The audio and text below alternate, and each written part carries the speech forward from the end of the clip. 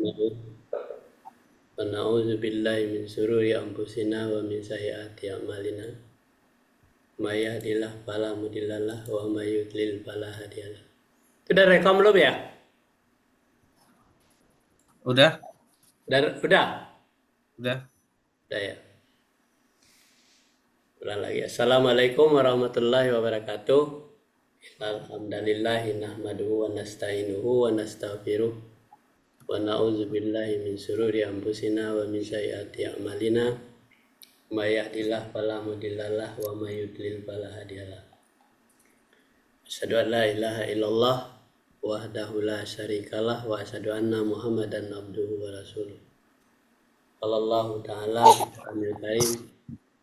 A'udzu billahi minasy syaithanir rajim. Bismillahirrahmanirrahim.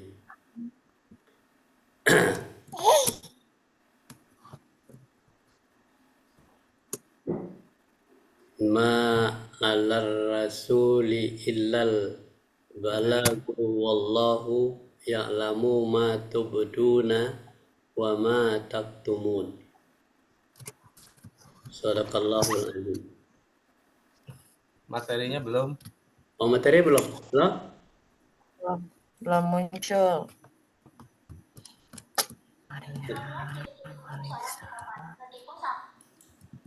Tunggu dulu materinya. Tadi udah. Di sini udah ada kok, di sana nggak ada ya? Mariam. Diulangi aja. Ulangi. Mariam. Udah bangun Ya. Dedek. Ya udah. Udah belum? Nah, kelihatan udah, belum materi? itu betul. Ya. Betul. Kita ulang lagi. Assalamualaikum warahmatullahi wabarakatuh. Waalaikumsalam. Innal hamdalillahi nahmaduhu wa nasta'inuhu wa nastaghfiruh wa na'udzu billahi min syururi anfusina wa min sayyiati a'malina. May yahdihillahu fala mudhillalah wa may yudlil fala hadiyalah. Asyhadu an la ilaha illallah wahdahu la syarikalah wa asyhadu anna Muhammadan abduhu wa rasuluh. Qallallahu ta'ala fi Qur'anil Karim. A'udzu billahi minasy syaithanir rajim. Bismillahirrahmanirrahim.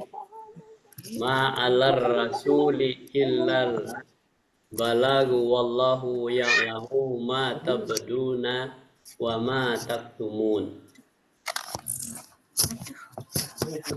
Al-ayat aidan wal takun minkum ummatun yad'una ilal khair wa may ya'muruna bil ma'ruf wa yanhauna 'anil munkar. Ulaika muflihun. Shadaqallahul azim. Nah, coba baca terjemahannya surat 5 ayat 99.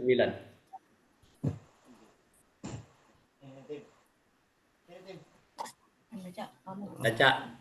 Kewajiban Rasul tidak lain hanyalah menyampaikan, dan Allah mengetahui apa yang kamu lahirkan dan apa yang kamu sembunyikan. Terus bawahnya. Dan hendaklah ada di antara kamu segolongan umat yang menyeru kepada kebajikan, menyuruh kepada orang yang ma'ruf, dan mencegah dari yang mungkar. Merekalah orang-orang yang beruntung.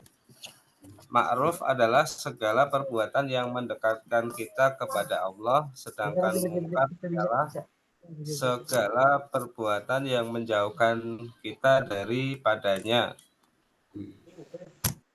Jadi kalau kita perhatikan surat 5 ayat 99, kewajiban Rasul itu tidak lain hanyalah menyampaikan. Jadi kewajiban Rasul hanya menyampaikan.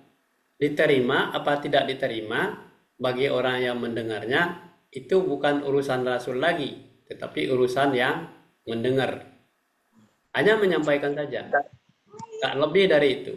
Merubah orang mau menjadi orang baik, tidak ada. Tidak ada fungsi Rasul itu. Hanya menyampaikan saja. Allah mengetahui apa yang kamu lahirkan dan apa yang kamu sembunyikan. Jadi sudah disampaikan pesan-pesan Allah, peringatan-peringatan Allah kepada manusia. Makanya Allah mengetahui apa yang dilahirkan dan apa yang disembunyikan. Jadi kita tidak bisa luput dari sepengetahuan Allah. Makanya orang melakukan sesuatu tindakan dengan sembunyi-sembunyi, Allah tahu. Kenapa jangan kan? Terima atau tidak diterima, Allah baru tahu. Apa tuh yang nangis tuh? Ada yang pegang, ada yang pegang. Nah, kemudian di surat 3 ayat 104. Setelah kewajiban Rasul itu kita ketahui, hanya menyampaikan. Dan hendaklah di antara kamu segolongan umat yang menyeru kepada kebajikan. Sudah disampaikan oleh Rasul, sudah didengar oleh umatnya, adalah menyeru kepada kebajikan. Kebajikan itu sama dengan kebaikan. Menyuruh kepada yang ma'ruf dan mencegah kepada yang mungkar. Itu cuma tegasnya seperti itu aja. Kebajikan itu adalah menyuruh kepada yang baik dan mencegah kepada yang buruk. Nah, mereka adalah orang-orang yang beruntung. Kalau disampaikan oleh Rasul, didengar oleh umatnya, kemudian umatnya melaksanakan kebajikan yang baik dan kebajikan yang buruk, yang mungkar itu, mereka itu adalah orang-orang yang beruntung. Kita di dalam hidup ini harus mendapatkan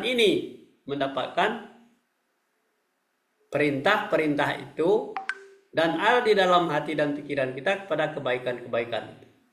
Kalau yang buruk kita buang, atau pokoknya kita kikir terhadap keburukan, tetapi loyal terhadap kebaikan.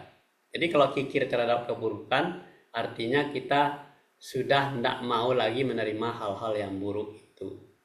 Nah, itulah baru cari kita beruntung itu. Ma'ruf segala perbuatan yang mendekatkan kita kepada Allah. Itu namanya ma'ruf. Jadi Allah suka itu kepada ma'ruf. Ma'ruf itu yang baik-baik itu. Sedangkan mungkar ialah segala perbuatan yang menjauhkan kita daripadanya, menjauhkan diri kita daripada Allah itu sendiri. Kalau ini sudah dipahami oleh semua umat Islam, diimani, dipercaya, artinya kita termasuk golongan orang yang beruntung. Kita lanjut ya. Nah, itu dia. Kewajiban Rasul tidak Oh, lain sudah ya. Sudah berulang nih. Lanjut lagi. Udah loh, sebentar.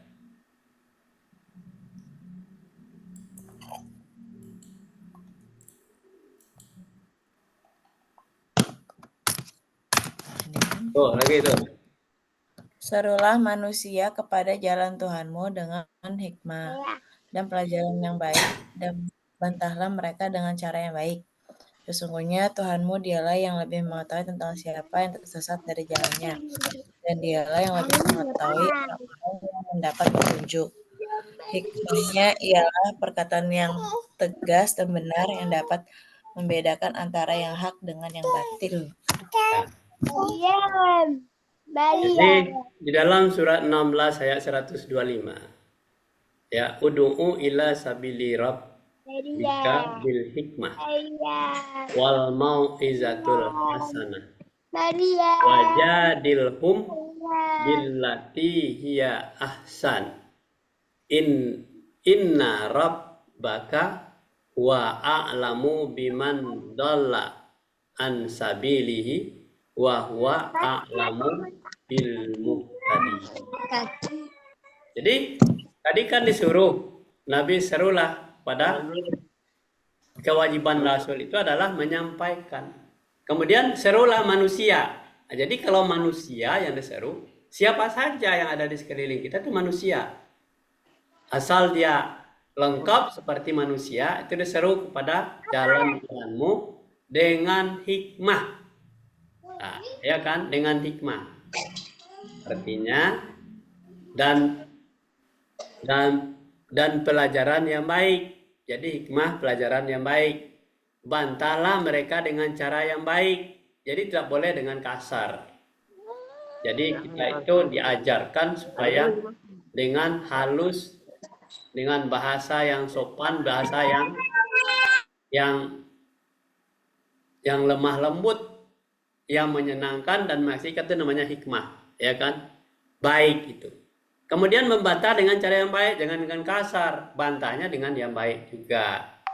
Sesungguhnya Tuhanmu dialah yang lebih mengetahui tentang siapa yang tersesat dari jalannya, dan dialah yang lebih mengetahui orang-orang yang mendapat petunjuk.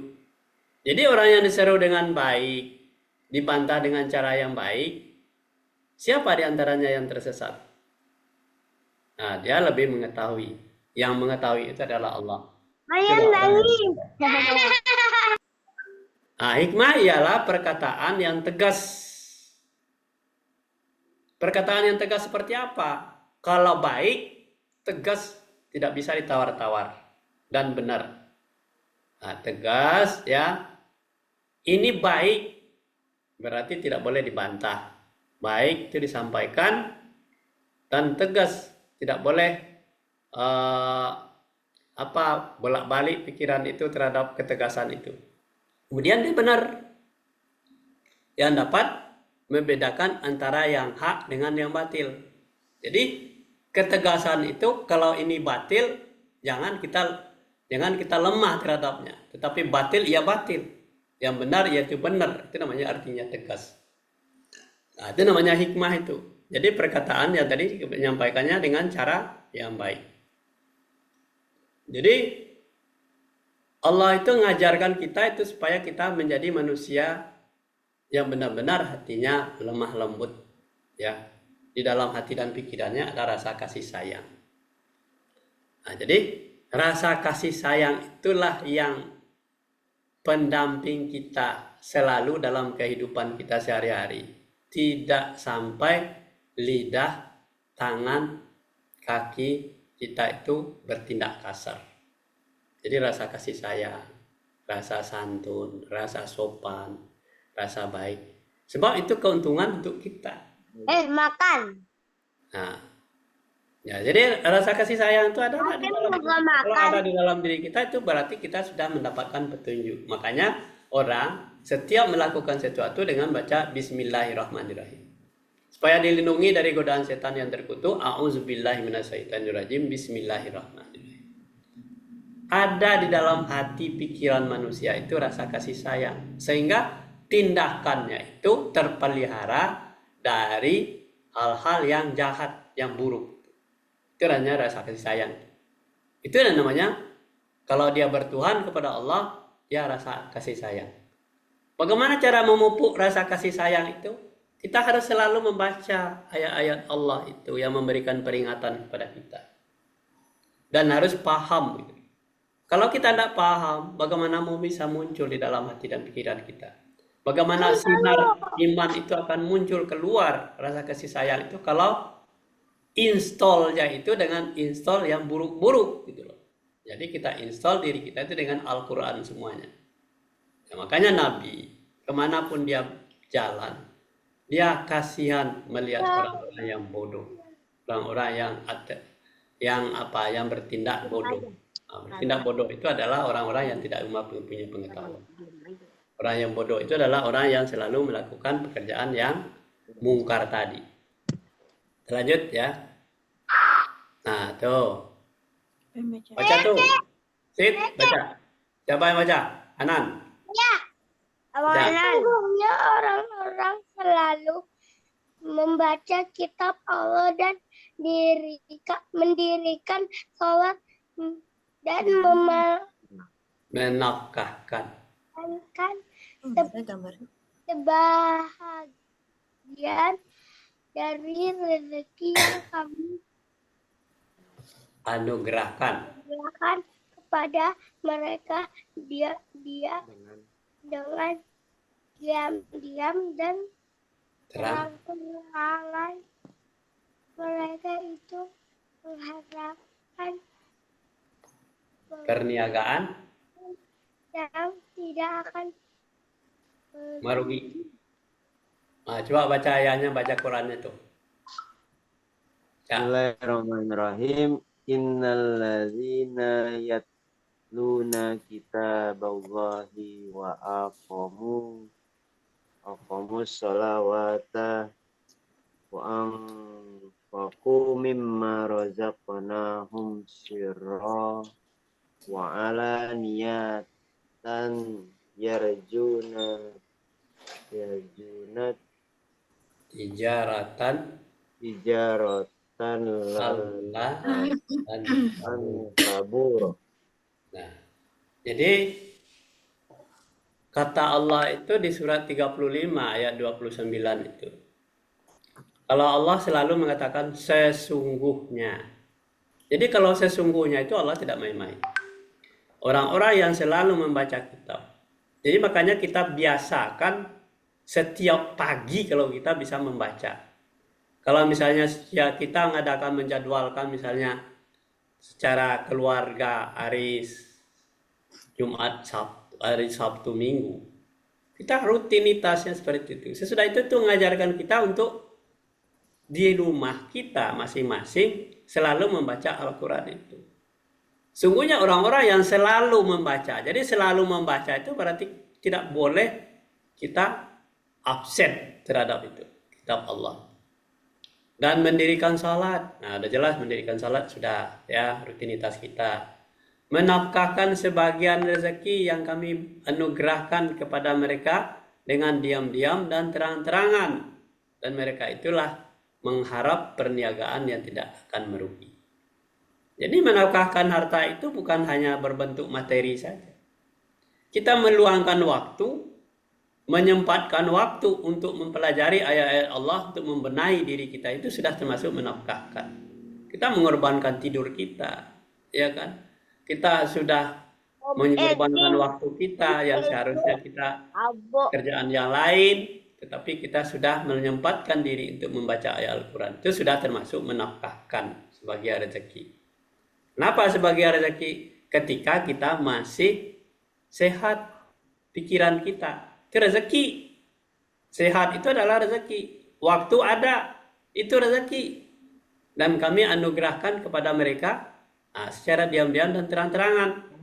Ada yang sifatnya itu diam-diam. Kenapa rezeki itu tidak berbentuk materi saja, tetapi kita diberikan kesehatan oleh Allah. Kita bangun pagi, itu ada rezeki. Kemudian kita luangkan waktu, sudah menafkahkan harta, sebagian harta.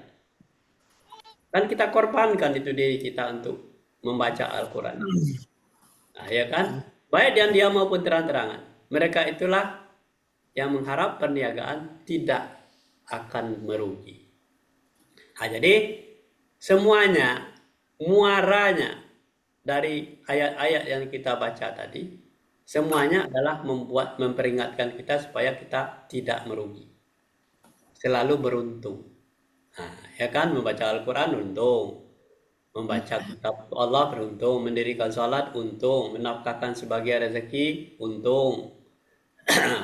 Baik secara diam-diam maupun terangan. Nah, diam-diam itu artinya tak perlu kita siarkan, kita memberikan sesuatu kepada siapapun. Nah, terang-terangan kita bisa sampaikan melalui apa? Dilihat oleh orang atau sebagainya. Tetapi bukan untuk bangga-banggaan diri. Itulah mengharap perniagaan yang tidak akan pernah. Kita lanjut ya. Tuh, baca tuh. Apabila telah ditunaikan sholat, maka bertebaranlah kamu di muka bumi, dan carilah karunia Allah, dan ingatlah Allah banyak-banyak supaya kamu beruntung. Wa iza qudiyatis shalah fantasiru fil ardh min fadlillahi wazkuru lahu katsiran la'allakum tuflihun. Apabila telah ditunaikan salat, ya kan? Kita salat, kita sudah ditunaikan salat, maka bertebaranlah di muka bumi dan tidak harus selalu di masjid. Keluar dari masjid itu, berzikir-zikir yang minta rezeki di masjid, berdoa panjang-panjang, tidak usah. Sudah salat, kita langsung bertebaran di muka bumi dan carilah karunia dan ingatlah banyak Allah itu banyak-banyak. Kamu namanya ingat banyak Allah. Semua yang kita lihat ketika kita melangkahkan kaki itu semuanya ciptaan Allah. kita kita yang lain hanya kepada Allah. Nah, itulah supaya kamu beruntung. Ya, kita lanjut ya. Maryam nangis. Odong. Nah, siapa tuh? Cak, udah bangun nih, Cak? Nah, Maryam nangis. Odong. Odong ya. Odong. nenek baca. Maka apabila kamu telah menyelesaikan sholatmu, ingatlah Allah dengan waktu berdiri, di waktu duduk, dan di waktu berbaring. Kemudian apabila kamu telah merasa aman, maka dirikanlah salat itu sebagaimana biasa. Sesungguhnya salat itu adalah apa? Yang fardu adalah Sesungguhnya salat fardu. itu adalah fardu yang ditentukan waktunya atas orang-orang yang beriman. Di surat 4 ayat 103. A'udzubillahi minasyaitonirrajim. Bismillahirrahmanirrahim. Wa iza qadaitumul shalah fadhkurullahi qiyaman wa qu'udan wa ala junubikum fa iza atma'annantum fa aqimus shalah inna sholata kanat alal mu'minina kitaban mauquta. Jadi bahasa Arabnya seperti itu. Apabila kamu telah menyelesaikan salat, ya, salatmu sudah selesai salatmu ini. Kita sudah mendirikan salat tadi ya. Sudah selesai, ingatlah Allah di waktu berdiri. Jadi selesai salat, kita waktu berdiri, ingat Allah. Ketika sholat juga kita berdiri, tetapi sudah selesai kita berdiri. Saya sudah selesai melaksanakan, menunaikan ibadah sholat. Berdiri kita, ya Allah masih kekuatan Kau berikan kepadaku. Dan di waktu duduk, kalau kita duduk juga ingat Allah. Di waktu berbaring kita tidur, ingat Allah. Kemudian apabila kamu telah merasa aman, ya kan? Kadang-kadang kita tidur itu agak kelayangan, ingat Allah. Keliangan kita itu. Kadang-kadang kita tidur itu belum stabil badan kita. Mungkin barangkali kita kelelahan atau kita masuk angin. Nah, merasa aman berarti kita selalu ingat Allah. Maka dirikanlah sholat itu sebagaimana biasa. Jadi tidak begitu langsung buru-buru, tapi kita periksa dulu di kita kesiapan diri kita itu ketika duduk, ketika berbaring, ketika berdiri. Begitu berdiri masih semboyongan sudah tuh bisa sholat. Tidak seperti itu. Duduk kita sempurna dulu diri kita itu duduknya. Berbaring sempurna dulu. Jangan dipaksakan bahwa kita dalam keadaan masih oleng kita sholat juga, itu tidak benar. Ya. Kemudian apabila kamu telah aman, merasa aman, maka dirikanlah sholat itu. Itu aturannya. Jadi tata krama untuk mendirikan sholat itu apabila kita sudah aman, sudah fit benar badan kita untuk siap untuk menghadapi Allah, baru kita sholat sebagaimana biasa. Sesungguhnya sholat itu adalah fardu. Jadi tidak boleh ditinggalkan. Yang ditentukan waktunya atas orang-orang yang beriman. Sampai di sini dulu kajian kita pagi hari ini. Kita tutup dengan membaca Alhamdulillahirrahmanirrahim. Assalamualaikum Alhamdulillahirabbil alamin. Dadah. Nah. Dadah nenek. Ada. Ini dimatikan ya? Baca.